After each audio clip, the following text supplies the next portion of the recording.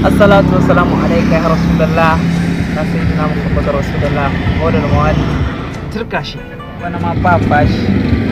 ga wata dama ta samu ahbabu Rasulullah sallallahu alaihi wasallama masoya annabi da ke cikin duniya muna gayyatar ku wannan gagarumin maulidin da aka saba gabatarwa a Jambulo Kano Nigeria gidan Sheikh Sharif Sani Jambulo yau ma dai ya sake zagayowa 2020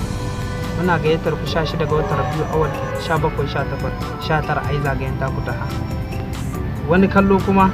sai in ka zo dan uwa masoya annabi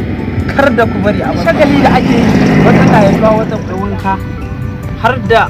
wanda idan ka bai taba gani ba dan manzon Allah ka